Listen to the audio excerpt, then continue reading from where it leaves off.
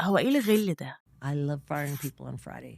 I would stop by someone's desk on a Wednesday and say, "Hey, would you have any time sometime on Friday?" They should have heard about the rumors. "Yes. What time's good for you too?" "See you too." I couldn't wait till they came in to fire them.